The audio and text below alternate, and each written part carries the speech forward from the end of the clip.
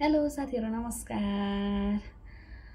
Welcome छ Usha family ब्लगमा। Daily blog भनेर start गरेको यो च्यानल आज 7-8 महिनापछि फेरि स्टार्ट गर्दैछु मैले। यो चाहिँ मेरो छोरीको लागि बनाउन लागेको आजको भिडियो चाहिँ, किनभने उसले 3 दिन भइसक्यो रिक्वेस्ट गरेको, प्लिज मामु हजुरले ब्लग बनाइसो नहालिसो, म यहाँ घरमा टिभीमा हेर्छु भनेर। उसँग मैले त्यति समय अनुसार चाहिँ गफ गर्न नि पाउँदिनँ, सायद मिस गरे होला, उसले भन्यो बच्चा हो होइन।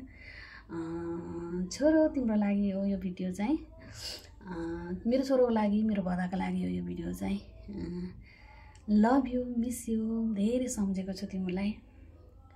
नजिक हुँदाखेरि लाग्थ्यो होला तिम्रो दुइटालाई मम्मी कति छुची छे, फुपू कति छुची छे भनेर।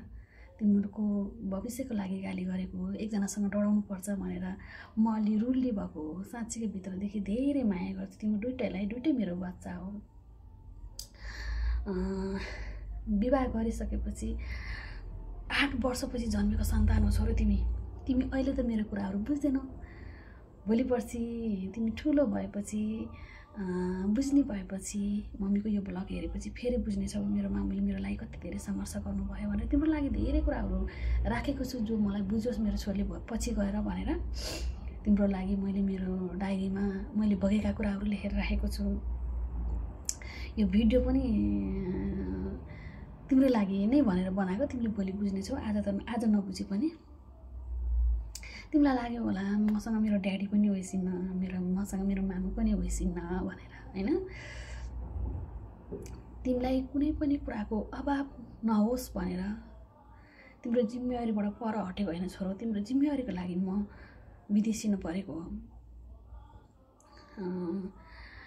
तिम्रो ड्याडीले गर्नुपर्ने कर्तव्य पनि तिम्रो मामुले गरेको छ, गर्छु पनि र गरिरहन्छु छोरो। म त्यो भाग्यमानी छोरी मान्छे हो जो तिमी भन्दा अगाडि पनि मेरो गर्भमा कुनै पनि सन्तान आएन र तिमी पछाडि पनि मेरो गर्भमा कुनै पनि सन्तान आएन। र अब त भन्छु मलाई नहोस् पनि मैले भगवानसँग मागेर पाएको तिमीलाई भन्दै एउटा सन्तान आओस्, जे आए पनि आओस्, प्लिज मलाई चाहिँ बाजी भन्ने शब्द सुन्नु मन छैन भनेर भगवानसँग धेरै मन्दिरहरूमा मागेर पाएको मैले तिमीलाई।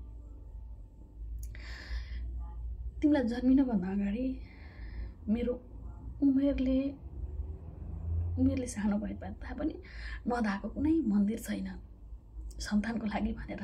तिम्रो मामु तिमी अहिलेसम्म त ज्ञानी छौ, संस्कारी छौ र मामुलाई बुझ्छौ पनि, भोलि पनि बुझ्छौ कि भन्ने आश पनि छ मलाई।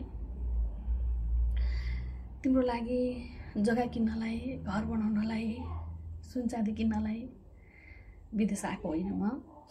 तिम्रो लागि राम्रो शिक्षाको लागि र तिमीलाई पढाइको लागि कुनै पनि कुराको अभाव नहोस् भनेर नेपालमा दुःख गर्दा अब सक्दिनँ कि भनेर विदेश आएको छ। तिमीले भन्छौ नि मामु मैले हजुरलाई कति धेरै मिस गरेको छु, हकु गर्न मन लाग्छ भन्दाखेरि यस्तो लाग्छ कि 15 मिनटको लागि जान मिल्थ्यो भने म गएर आउँथेँ जस्तो फिल हुन्छ कि। बोल्न पनि सक्दिनँ यो शब्दहरू, तिमीले बोलेको शब्दहरू बोल्दाखेरि। मामु प्लिज मलाई पनि लैस्यौ न भनेको शब्द। अनि मैले चाहिँ तिमीलाई बाचा गरेर आएको छु। मेरो छोरो अहिले 3 क्लासमा भर्ना गरेको छु मैले। मेरो छोरो 4 क्लासमा भर्ना गर्ने बेलामा मामु जसरी पनि नेपाल आउँछ भनेर मैले तिमीसँग बाचा गरेको छु।